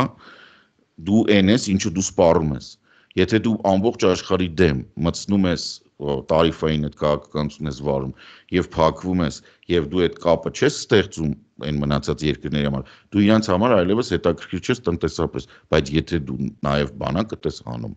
կամ մեսիջ ես տալի որ գիտես ինչ կա Հարավային Կորեա, Ճապոնիա, ինձ մեկա ձեզ այդ ինչ կլինի, ես դուրս եմ գալի, որտեվ ես պիտի փրկվեմ, կամ Ավստրալիան, որը հենց հիմա խնդիրները առաջանում իր մոտ, որտեվ Չինաստանը եկավ նավատորմը անցկացրեց, նույնիսկ հրթիռների բաներ արեց, ինչ որ փորձարկումներ արեց Ավստրալիայի էքսկլյուզիվ տնտեսական տարածքում, Ավստրալիան որ տեսավ, որ ձեն չհանեց Տրամպը, դեռևս բանի ժամանակ Զելենսկոյի ժամանակ, թե դրանից առաջ էր երևի։ Դե ասում ես Ռեյգանի ժամանակ դալներ կամ Բուշի, տես հանրապետականների աններ են տալ։ Չէ, կամ Էյզենհաուերի, չեմ պատկերացնում։ Նիքսոնի ժամանակ դալներ։ Իրոք չեմ պատկերացնում, առավել եւս որ Ավստրալիան միակն էր, որը Վիետնամը Իրան սփորտ արեց անմոճությամբ միացավ եւ Վիետնամում ծեծ կերավ, չնայած ընդհանրապես ոչ մեկ չէր բանանում իրանց վրա։ Եվ Կորեա եւ Վիետնամ, եթե չեմ սխալվում։ Կորեան դե ՄԱԿ-ի դրոշի տակ էր, Կորեա Թուրքիա էլ է մասնա։ Հա, բայց Կորեա դաշնակիցներ էին, բայց Կորեա, Վիետնամ, երկրորդ աշխարհամարտ, առաջի աշխարհամարտ, 4 առաջի աշխարհամարտը դե պարզ է, այնտեղ Բրիտանիայի դրոշի տակ էին իրանք, բայց Ամերիկայի դաշնակից չէին որպես։ Առաջինը Մեծ Բրիտանիան է մտել բրիտանական։ Իմիջիայլոց քեզ ասեմ, որ ապրիլի 24-ը շատ կարևոր է։ Մարդիկ պետք է իմանան։ Ապրիլի 24-ը Ավստրալիայում սքորը, որովհետև Գալիպոլի, բայց ոչ թե ցեղասպանության հետ Գալիպոլի, հա, Գալիպոլի Զուգահեռ այդ բանի ինչ որ կատարում էր հայերի հետ, եղել է սարսափելի Գալիպոլի ճակատամարտը, որտեղ Անտանտը ծանր պարտություն է կրել եւ ահռելի զոհեր է տվել, եւ այդ զոհերի Զգալի մաս ավստրալիացի եւ ավստրալիացիներ։ կանադացի են եղել, Այսինքն իրենք երբեք դրանից առաջ այդքան զոհ չեն տվել, դրա համար մինչև հիմա նշում են այդ օրը որպես հիշատակի օր։ Եվ ես հիշեցնեմ ժամանակ առ ժամանակ բրիտանական թագավորական ընտանիքը այցելում է Թուրքիա, ինչը մեզ մոտ սխալ մեկնաբանվում է, որ հետեսեք գնացել են դաշնակիցին, բայց իրենք իրականում գնում են Գալիպոլի այդ բանին, հուշահամալիրին, որը իրենց համար եւս որտեղ դա բրիտանական կայսրության ամենամեծ բանն է եւ կա լեգենդ այդ ժամանակ Ուինստոն Չերչիլն էր ադմիրալության այդ ղեկավարը նավատորմային նախարարության, հա, ասենց ասեմ, եւ Գալիպոլի օպերացիան մշակվել եւ շատ արագ գրեթե անպատրաստի իրականացվել է այն ժամանակ, երբ հետախուզությունով եւ բանով պարզվել է, որ հայկական ջարդեր են սկսում։ Ուղղակի որպիսի արևմտյան Թուրքիայի այդ Օսմանlı կայսրության բանը նախ շեղեն ուշադրություն, երկրորդը փրկեն։ Այսինքն այդ Պոլսի քրիստոնյա բանը Չերչիլի հակառակորդները ուրիշ բան էին ասում։ Չերչիլի հակառակորդները ասում են, որ ինքը այնքան փարասեր է, որ նույնիսկ հետևակի վրա հույս չի դրել, այլ միայն նավատորմի։ Հա, որտեղ բան չեն արել։ Իր օրոք բրիտանական մամուլը ընդդիմադիր, այդպես էր գրում։ Ճիշտ է, որովհետև հրաժարվել էին։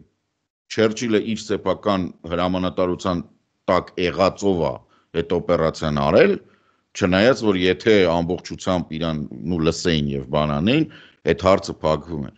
Ուղղակի այնտեղ կարևորությունը իհարկե այն էր, որ Պոլսը, մեծ հաշվով քրիստոնյա Պոլսը ոչնչանում էր։ Դա նշանակում էր, որ հույսը սև ծովը փակելու կամ դեպի սև ծով դուրս գալու կորում էր Անտանտի համար։ Իսկ դա միշտ եղել է խնդիր, միշտ։ Սև ծովի մուտքերը պահելը միշտ եղել է խնդիր։ Հələ Մոնտրեյի դոկտրին չկար, հիշեցնեմ։ Այսինքն այն ժամանակ այդ սև ծովը լավ շատ խորացանք։ Արի սրանով ես մեծ հաշվով բան անեմ, տամ մյուս թեման գնանք, որտեվ եթե բան չեմ բաց թողել իհարկե արմ։ Չէ, կարծում եմ չէ, նորմալ է, մենք բավական երկար ենք խոսել, հիմա արդեն կամփոփենք, մի շատ կարևոր բան կա, որ ասեցիր այդ 4 տրիլիոնի, հա, 1-ից 4 տրիլիոն կրճատել, հիմա նաև շատ հետաքրքիր բաներ է, ամերիկյան միլիարդատերները, այսինքն այդ օլիգարխիան, բավական քիչ հարկ վճարելով, զորոյական տոկոսադրույքով գրեթե վարկեր վեցնելով առելի։ Իսկ մի բան իջել են չէ, մինչև համարյա 0%։ 0.25 էր, հա, հաշվի 0. Այսինքն ծրի փոք։ Վեցնելով իրենք իրենց հարստությունը մեծացրին տրիլիոններով վերջի 20 տարով, 15-20 տարով։ Հիմա երբ որ խոսք գնաց դեմոկրատների կողմից, ես կողմ չեմ բարձր հարկերի քաղաքականությունը, չեմ ասում դեմոկրատները ճիշտ են, թե հարկային բեռը բոլոր դեպքերում պետական ծախսերի հելցրին, դեռ հարկ չկա։ Այդտեղ իրենք ճիշտ են քննադատում իմ կարծիքով։ Բայց դեմոկրատները ասեցին, որ եղբայր, դուք ասենք մենք որ Օբամայի օրոք, հա, կամ Կլինտոնի վերցրինք իշխանությունը, ունեիր 100 միլիոն, հիմա ունես կոնկրետ, ասենք Ջոնսոն, պարոն Ջոն Ջոնսոն, հիմա ունես 7 միլիարդ։ Դրա համար գուցե մի մասը հարկ տաս դու, Ջեք Ջեքսոնը, Պոլ Պոլսոնը եւ այլն։ Մենք ինչ է տրիլիոնի երցելուծենք, իրենք փաստորեն ստեղծեցին տրամ, որպեսի միջին խավի հաշվին, ինչի է պլեբս մեկել վերև, միջին խավի հաշվին, աշխատավոր ժողովրդի հաշվին լուծեն այդ խնդիրը, մենակ իրանք հարկ չտան։ Ամբողջ աբսուրդը նա է, որ ասում է, այս քաղաքականությունը բերելու է դրա, որ ԱՄՆ-ում հարկերը խոշոր կորպորացիաների վրա ոչ միայն չեն աճելու, այլև իջեցվելու են։ Որ երկիրը ճգնաժամի մեջ է։ Հա։ Ես որպես ազատ տնտեսության կողմնակից ցածր հարկերի երկիրը ճգնաժամի մեջ է։ Հայտարարակ խնդիրներ կա։ Պարտք կա։ Պետք է այդ խնդիրը լուծվի, ու ինչքան պետք է էգոիստական լինի այդ խավը, որ ասի մեր այդ գործ չունենք։ Գնացեք, ո՞զ ուզում եք լուծեք։ Եվ մասկը, երբ որ դա անում է, ինքը իր վրա է աշխատում, որովհետև ինքը մի քանի տասնյակ միլիարդ դոլար ամեն տարի ցածր հարկ է ավելի վճարելու, հաշվել են թվերը, 60 միլիարդ էր ինչ էր։ Եթե Տրամպի այդ բանը լինի, իրենք իջեցնեն ծախսերը, բայց ասենց է, եթե իրենք ծախսերը իջեցնում են, հարկերը նույնն են թողում, ապա սկսում է փող գալ։ Ճիշտ է, դու ծախսը քչացնում ես, տնտարական բյուջե։ Ես իմ ծախսերը մեր ընտանիքով հավաքվեցինք, որոշեցինք մի քիչ ավելի համեստ ապրել, քչացրինք, բայց եկամուտները նույնն է։ Մենք նույնիսկ ավելցուկ է, չէ՞ լինում, ասենք գնալ տարին մեկ միտեղ նորմալ հանգստանալ կամ ուսման կամ բուժման, չէ՞, գումար ավելանում։ Բայց երբ որ դու ասում ես իջացնել ծախսերը եւ հարկերն էլ իջացնել, էֆեկտ չկա։ Էֆեկտ շատ քիչ է, որովհետեւ ծախսերը քչացրիր, եկամուտն էլ քչացրիր։ Հույս ունենալ, որ տարիֆների հաշվին են, բան են, ուրեմն նոր բան են գցել։ Դա պետք է նայեմ, ուծե բաց են թողել այդ 20-24 ծրագրում կա դա։ Բայց ես արդեն նայում եմ ամերիկացիների այդ աճ բաներն եմ հետևում, ասում է տարիֆների բարձրացումը հանճարեղ Տրամպի կբերի նրան, որ income tax չի լինի Ամերիկայում, որտեղ Ամերիկան 19-րդ դարում income tax չի ունեցել։ Այստեղ ուղղակի մի փոքր ավելացնեմ, իր կռիվը Եվրոպայի հետ են, ասում է ԱԱՀ-ն հանեք Եվրոպայում։ Որտեվ դա մեզ խանգարում է, որտեվ դուք ԱԱՀ ունեք, մեկի հարկ ենք ունում, իրանք փորձում են բացատրեն, ասեն տղա ջան, հոպար, ԱԱՀ-ն այդ մեր ներքինն է, քո հետ կապ չունի։ Այդ ես եմ, այդ իմ ավելացրած արժեքն է, դու ինչ գործ ունես դրա հետ, ասում չէ հանեք։ Ամերիկայում նահանգները տարբեր չափի ունեն sales tax, որը ԱԱՀ-ի հորոխբոր տղեն է, նույնը չի, բայց շատ նման երևույթ է։ Այսինքն անուղղակի հարկ է, որը վճարում է գնորդը։ Եթե ամերիկացին ես բաժակը, որը երևի Չինաստանից է եկել, առնում է, ինքը երևի կարծում եմ, չեմ նայել, բայց պետք է որ Չինաստանից լինի։ Հա, այդ բաժակը մեջը տարիֆն է մտնում, այսինքն ինքն է վճարում, վերջին առնողն է վճարում։ Եվ մտնում է, նայած ինչ նահանգ կա, չգիտեմ, 5% նահանգ կա, 7% նահանգը 0 է։ Բայց այդ նահանգի sales tax-ն է մտնում, որը ԱԱՀ-ի հորոխբոր տղեն է, երևույթն է։ Այսինքն ընդեղ էլ այդ երևույթը կա։ Այնպես չի որ Ամերիկայում դա չկա։ Եվ sales tax-ը գնում է նահանգային բյուջե եւ տեղական, ինքը ֆեդերալ բյուջե չի գնում։ Դրա համար է նահանգը որոշ վճար։ Հա, եւ դրա համար այդ անիմաստ, հա, եւ փաստորեն տարիֆները, երբ որ բարձրացվում են սպառողական ապրանքների վրա, ապա ուժում է ոչ թե, ասենք այդ 0.5% բնակչության, այլ ուժում է 70% բնակչության։ Այո, միանշանակ։ Դրա համար այդ որ ասում են ծախսերը իջացնել, բոլորին համաձայն են, որ ծախսերը պետք է իջացնել։ Բայց երբ որ դու ծախսերը եւ հարկերն ես իջացնում, դա արդեն դեռ ուշ կա։ Դա ինչ որ ես ասացի, ծախսերը իջացնում ես, միջազգային հարաբերություններում ռազմական դուրս ես գալի, տարիֆներ ես մտնում, տնտեսական դուրս ես գալի, դառնում ես ակվարիումի ձուկ։ Քո ակվարիումը շատ փոքր է, հա։ Չգիտեմ, կնեղանան երևի, գիտեմ, որ դա իրանց գործն է, ես շատ փաստարկներ հասկանում եմ։ Կան Տրամպի ջեր կողմնակիցներ նաև հայերի մեջ, ես չեմ քննադատում ձեր հայացքները, ոնց ուզում եք մտածել, բայց հետաքրքիր մի հատ բան կա։ Դուք երբ որ եկել եք Ամերիկա մեծ երկիր էր, գերտերություն էր։ Դուք եկել եք գերտերություն։ Այսինքն այդ երկիրը ուրիշներն են ստեղծել, դուք եկել եք արդեն օգտվում եք գերտերություն։ Ու դուք ներսում հիմա չեք ուզում էլ ամերիկան գերտերություն բաստորեն լինի։ Եթե չեք ուզում գերտերություն լինի, Հայաստանը հաստատ երաշխավորված երբեք գերտերություն չի լինի։ Ես դες ասում եմ։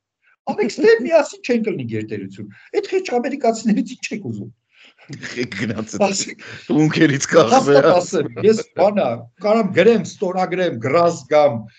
իմ մահից 50 տարի հետո կբացեք, չգիտեմ, գնայեք, Հայաստանը գերտերություն չի լինի։ Կլինի նորմալ երկիր, չի լինի գերտերություն։ Ստե մնայեք, եկեք խիչ Ամերիկան գցում այդ բանից, ոնց որ ասած, գծից գցում։ Ես չեմ կարող։ Ստացի,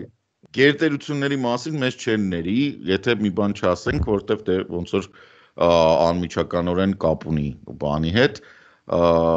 շատ հետաքրքիր եւ Հայաստանի գերտերության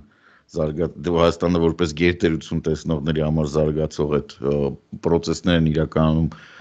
մեր 300 միլիոն հայ բեր։ Ես 300 միլիոն հայ բեր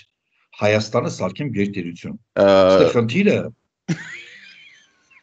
Մի բերալս բաց ես կարամ այդ ստեղծեմ։ Մի բան ասեմ դուք շարունակես։ Սա անեկդոտ է, բայց գրականությունից է։ Կա Իվան Բունինի հայտնի Ակայաննի գիրքը, որը համարվում է Նոբելյան մրցանակակիր Իվան Բունինի, որը համարվում է հակասովետականության եւ հակաբոլշևիզմի լավագույն ստեղծագործություններից մեկը։ Ինքը դոկումենտալ ոճով է, օրագրային ոճով է։ Պատմում է հեղափոխության եւ քաղաքացիական պատերազմի տարիների օրերի մասին։ Եվ այնտեղ կա մի բան, որ հավաքվում է Ֆելդսման թե Ֆելդման, Օդեսայի հեղափոխական կոմիտեի ղեկավարը, Հերկոմի, հավաքվում է կողքի գյուղացիներին հետ Ղրիմում, բանում, թե Օդեսայում, Ղրիմ ոնց որ թե հավաքվում է բան ժողովի, դրանք է սա ուկրաինացի այն բան էլի, խելացի, դե գիտես ուկրաինացիներին, աշխատող, բայց խելացի, կոպեկի բանը իմացող, բան խորամանկ ուկրաինացի գյուղացիներին, ստացվում է ու սկսում է, ես կթարգմանեմ հայերեն, որ տավարիշի սկորը միրավայր իվալուցը իվալն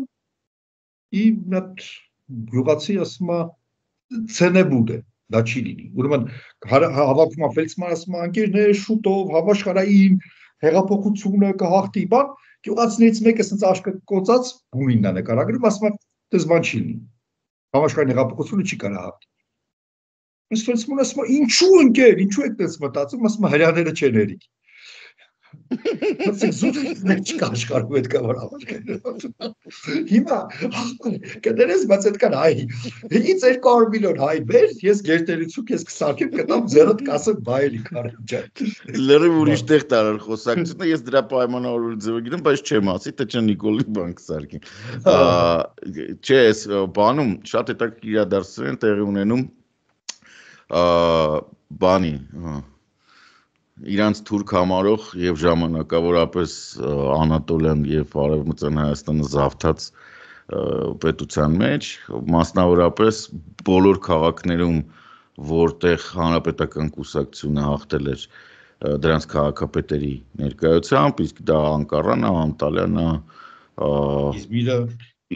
Սմյուրնան, Պոլսը, Բուրսան, նույնիսկ այս կողմից մի քանի քաղաք կար Վանը, Իզմիրը, երրորդ օրը չէ Վանը արդեն արտաքին կառավարման տակ է քրդական ճակերտավոր նույնիսկ այն մարդիկ ովքեր հայեր են գրել էին բարի գալուց դրանք բոլորը ձերբակալված են Վանը արտաքին կառավարման տակ է Այդիամանը որը ես ասում եմ որ մոտավորապես այնտեղ ինչ որ հայկական արմատներով մարդիկ են առաջացել տողմերով հազարավոր որոնք որոշել են որ իրանք հայ են դրա ամբողջ ավականին ձերբակալված քաղաքը արտաքին կառավարման տակ, այսինքն դեպի այն կողմ Մարդինը, Տիգրանակերտը, Դիարբեքիրը, այդ բոլորը այնտեղ արդեն իրանք բան են արել։ Այս կողմը այն որ հունական է, Պոնտոսն է եւ հունական Անատոլիան, այսպես ասած, դրանց հետ չեն կարողանում, որտեղ Եվրոպային մոտիկա եւ քաղաքային բնակչությունը շատ է։ Երրորդ օրը 2.5 միլիոնանոց միտինգներ են տեղի ունենում։ Երրորդ օրը տեսել եմ մի քանի հրապարակումներ է այսինքն մի հրապարակում այդքան մարդ չի կարող տեղալ այո միաժամանակ մի քանի հրապարակ է միաժամանակ զուգահեռ մի քանի հրապարակ է փողոցներում ասում են որ տարբեր քաղաքների գումարային փողոցներում մինչև 4.5 միլիոն մարդ է լինում ես հիշեցնում որ Թուրքիայի բնակչությունը մոտավորապես 80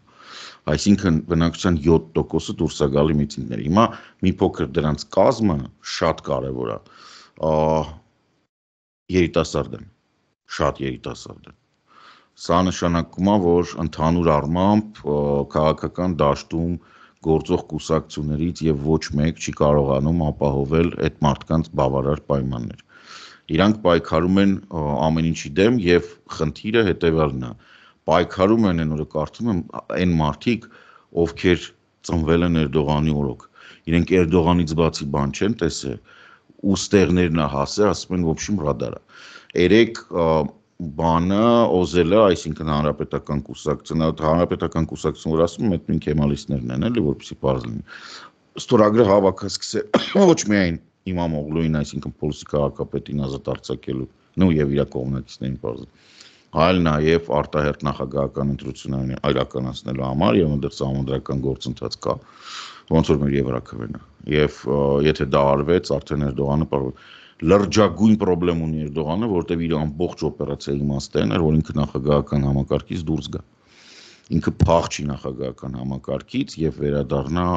պարլամենտականի, որտեղ ինքը կարող վարչապետ նստի, մինչեւ ոնց որ ասում են մահը չբաժանի իրանց, բայց ոնց որ ստեղ հարցը գալիս է մի ուրիշ տեղա դուրս գալիս։ Այս զարգացումները շատ հետաքրքիր են նաեւ ԱՄՆ-Թուրքիա հարաբերությունների տեսանկյունից, որովհետեւ մենք նկատում ենք, որ Ֆիդան Ռուբիո հանդիպման մեկնաբանությունները շատ նման էին նրան, ինչը որ Ռուսաստանն էր մինչև այդ աչքի ընկնում, Ֆիդանի արտգործնախարարությունը Թուրքիայի մի բան է հայտարարել, որը իրականությանը չի համապատասխանում, այնպես որ Ռուբիոն ստիպված հայտարարել է, որ սուտ եք խոսում։ Այսինքն, որ Ռուբիոն հայտարարել է, որ ոչ, դա այդպես չի։ Ոնց չի ասել ոչ։ Իրան ասել են ինչ եք խոսացել, ընդ որում Գայանայում, այսինքն Կարիբյան բանում, ծովի ափին։ Իրան ասել են, այ բա Թուրքիան բան, պարզ է չէ որ նախապատրաստած հարցը։ Ասել է, չէ, ես իհարկե ասել եմ, որ մենք պրոբլեմ ենք տեսնում ձերբակալություններում, մենք պրոբլեմ ենք տեսնում, որ մեր դաշնակիցների մոտ կայունություն պետք է լինի, ժողովրդավարություն, բան շուտ sense դիժուրն է, որտեղ Ֆիդանը մինչև այդ ասել է, դե տենց հարց չի եղել, չի քննարկվել։ Միջանոց ներկայացների պալատը ընդունեց Վրաստանի մասին ակտը, որը փաստորեն պահանջում է իրենցից ժողովրդավարական կողմություններ։ Եվ բաց թողել բոլոր կապմանդակյալ։ Հիմա խոսել ենք արդեն շատ կարճ Արմենիայի հետ անցած շաբաթ, իրականությունը շարունակվում է, գոյություն ունի Սերբիա, Հունգարիա, Թուրքիա, հիմա արդեն Վրաստան, Բոսնիա, այդ ամբողջ տարածքով տեղի ունենում բաներ, որոնց հանդեպ ոնց որ թե ձևավորվում է ընդհանուր մոտեցում եւ այդ մոտեցումը պահանջելու է փոփոխություններ, որոշ երկրներում դա կլինեն տեկտոնիկ, իրավիճակը որ պատկերացնեք այնպեսին է, որ բոլորը կշարունակեն դեռևս կառավարել, որովհետեւ ոչ մեկ չի ուզում հեղափոխական ճանապարհով, բայց այդ ոնց որ հիմնական պատն է, որը լրջագույն ճաք է տալիս եւ կայունությունը ամբողջ կառույցի ամրությունը նվազում է, բայց այդ ճաքը փակելու են, ասենք, բանով չգիտեմ, բերելու են վարակույր կախեն դեմը, որ ուղղակի նայողը չտեսնա, որ դա ճակած է։ Այսինքն ինչ-որ մի բան կախելու են պատից կամ պաստառ են կպցնելու, լավ, բայց այդ ճաքը էլ ուղղել չի լինի։ Այսինքն գործընթացները, որոնք մենք պետք է պատկերացնենք կազդեն Հայաստանի զարգացման վրա եւ արդյոք Հայաստանը կդառնա գերտերություն, ես ինչի Արմենիա համաձայն չեմ, որովհետեւ եթե Հայաստանը մտնում է Եվրամիության կազմ, Հայաստանը դառնում է, ասենք, լավ, գերտերության 1/28, իսկ դա 0-ից ավել է, էլի, հետեւաբար Հայաստանը արդեն գերտերություն է։ Համաձայն ես։ Ես չեմ։ Երջանկություն չեմ տեսնում հայացքիդ մեջ։ Հայայի համոզումի մարդիկ վերադառնան Հայաստան քար գցեցիք։ Գործից վրա։ Չէ, գան, որտեղ ընդ վատա ալնելու։ Ասում ուշ է օբյեկտը նացած։ Հայաստանը կարող է եւ պետք է լինի շատ գործուն, կայուն, ոչ ծնկի վրա իջած, շատ արժանապատիվ, նորմալ, ազատ երկիր, ազատ արժանապատիվ երկրների ընտանիքում։ Այլ բան, ոնց ասեմ, այն բանը, որ մեզ ասում են անդադ դու պիտի զիջես, բան, մի հատ թուրքի տեսակետից քո վրա նայի, մի հատ ադրբեջանցու տեսակետից մի հատ նայի, մի հատ փողոցային կատվիկի տեսակետից քո վրա նայի, մի հատ չգիտեմ ինչի տեսակետից որ տայի, զրկում դրանց իսկականից ասացիներ իրենց քացախել իրենց ախորժակի։ Մենք պետք է մնանք հայ եւ ապրենք մեր հայկական հայրենիքում, որը պիտի այնպես մաքրվի իր եվրոպական, քրիստոնեական, քաղաքակրթական մատրիցային այնպես համապատասխանի, որ մենք մեզ այդ ընտանիքում չզգանք բան, ոնց ասեմ, կներես ոնց ոչ թե մենք մի ասեմ բրծի, ոնց է պարզապես Երևանում կյանքում առաջին անգամ հայտնված իջևանցի մեր հայրենակից օրինակի համար։ Այո, ավելացնեմ, ոչ միայն մենք, Արմեն ջան, այլ նույնիսկ Երևանում պատահաբար հայտնված իջևանցին իրան տենց կա։ Այո, բոլորս, ինչ կապ ունի, Երևանի կուլտը ինձ շատ հեռու է, նախ ես առաջի սերունդ երևանցի եմ, Երկրորդը ես Երևանը շատ սիրում եմ, պարտքում եմ Երևանը, բայց Երևանը չպետք է Հայաստանի հաշվին ապրի, էլի Հայաստանը պետք է ապրի, Երևանը պետք է դրա մայրաքաղաքը լինի, դրա համար ես որևէ բան խնդիր չունեմ, որևէ բանի, ընդհակառակը պետք է զարգանան բոլոր տարածաշրջանները Հայաստանի պետք է հավասարապես զարգանան։ Դա ամեն մեկը իր տեղը ունի։ Ես ՍԵՊԱ-ի բանն էլ ասեմ, բայց դա պետք է լինի մեր ազգային նպատակը, որ երեխան, որ Լեռնային գյուղում, Սյունիքում փոքր դպրոց ընդամենը 40-30 աշակերտ ունի։ Պետք է նույն կարգի եւ որակի միանշանակ այդ դպրոցում։ Ինչ որ Երևանի լավագույն կենտրոնի դպրոցը, որպեսզի ինքը որոշի արդեն ինչ կդառնա կյանքում, ինչով կզբաղվի, ինչով կանի։ Մարդը չպիտի տեղը եւ ընտանիքի սոցիալական կարգավիճակը դառնան անեծք։ Անեց կամ ինչ որ բան էլի կամ ընդհակառակը օգնություն, որը վերջի էլի անեց կա, որովհետև գիտես ինչ է մեծանում, գիտես ինչ են անում։ Այսինքն, դրա համար բան չի, մարդը պիտի մենք հնարավորություն տանք հավասարության իսկապես բոլորի համար ու դրա համար պետք է նաև նորմալ երկիր ունենալ։ Այսքանով ամփոփենք, կարծում եմ այսօր, Կարեն ջան, ինչ հանդիպում հաջորդ անգամ էլի ակտուալ ինչ-որ հարցեր կքննարկենք, հաջողություն ձեզ, շնորհակալություն եւ աջակցեք մեզ, բաժանորդագրվեք, կիսվեք եւ լայք դրեք, հաջողություն ձեզ։